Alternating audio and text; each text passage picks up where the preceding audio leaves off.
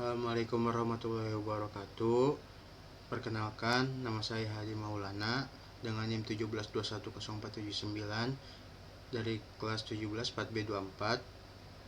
Di sini saya dari kelompok 2 untuk mempresentasikan hasil jurnal kami dengan berjudul Clustering Data Nilai Siswa untuk menentukan siswa berprestasi menggunakan metode K-means. Tujuan utama dari clustering ini adalah mengidentifikasi kelompok siswa yang memiliki tingkat prestasi yang tinggi. Dengan menerapkan algoritma K-means pada data nilai siswa, kita dapat mengelompokkan siswa berdasarkan performa akademik mereka. Ini membantu sekolah atau institusi pendidikan untuk mengenali siswa-siswa yang berprestasi secara cepat dan efisien. Dengan mengelompokkan siswa berdasarkan prestasi akademik, clustering data nilai siswa menggunakan K-means dapat membantu dalam evaluasi dan pemantauan progres siswa. Perubahan dalam kelompok-kelompok atau peningkatan prestasi siswa dalam kelompok tertentu dapat menjadi indikator performa pendidikan yang berguna.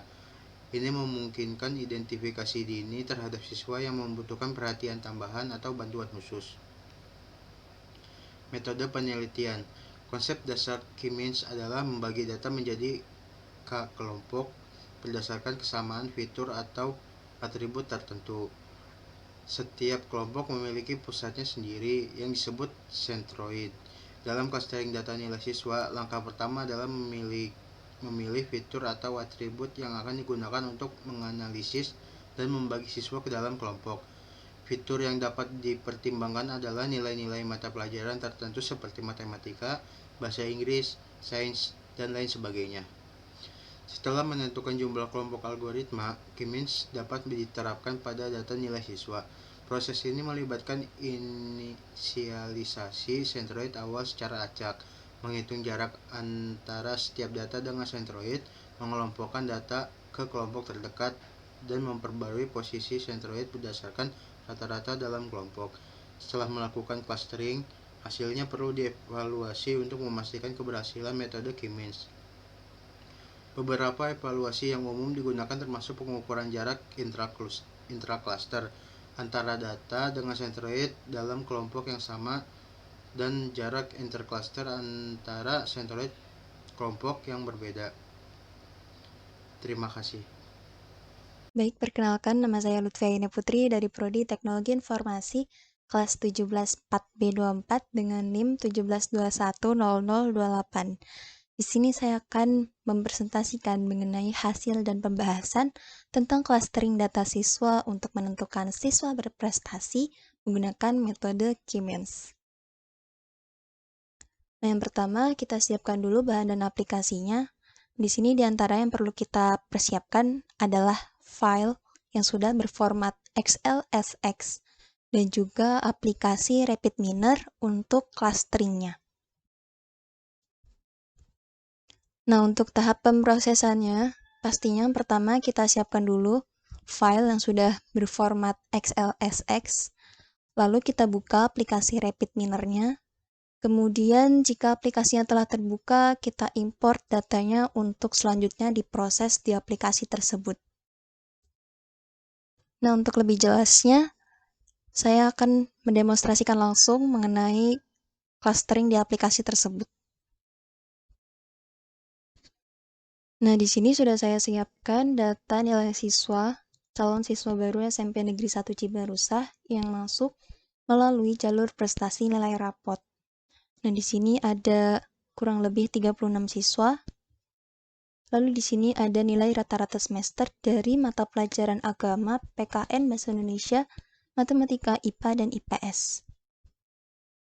Nah, setelah itu, jika aplikasi RapidMiner telah dibuka, kita impor datanya. Lalu kita cari datanya tadi. Kalau sudah kita next. Lalu di sini kita seleksi mana data yang akan kita clustering.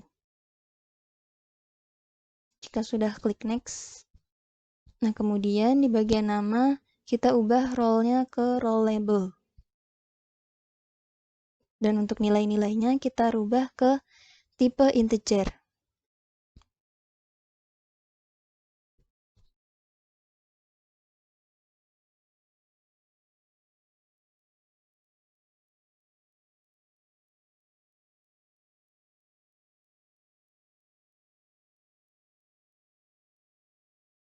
Jika sudah, kita klik next.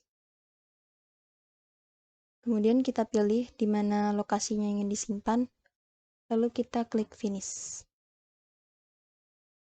Nah, ini adalah tampilan jika aplikasinya sudah berhasil masuk. Lalu kita ke tab desain. Setelah itu, data yang tadi kita drag ke laman prosesnya. Lalu karena di sini kita akan menggunakan metode key means, maka kita cari di sini key means. Lalu kita drag lagi. Kemudian kita gunakan juga performance.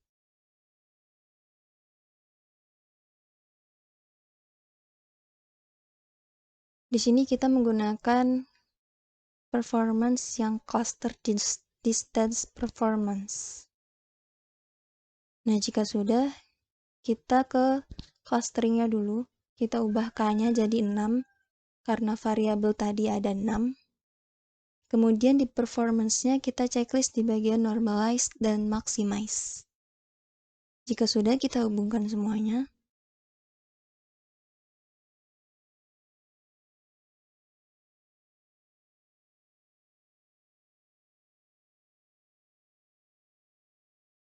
Nah, jika sudah seperti ini, bisa kita langsung running.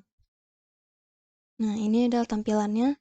Dia menampilkan jumlah items di setiap klasternya. Dan di sini juga ada centroid table-nya. Centroid dari masing-masing klaster. Kemudian kita cek di bagian performance factor di Davis Baldwin. Apakah nilainya sudah di atas 0 atau di bawah 1. Jika sudah, maka bisa kita lanjut ke example set. Kita lihat di visualnya. Nah, ini visualnya. Di sini bisa kita simpulkan bahwa ada 12 siswa yang berada di nilai tertinggi atau di klaster 1. Dan ada 7 siswa yang berada di nilai terendah atau di klaster 0.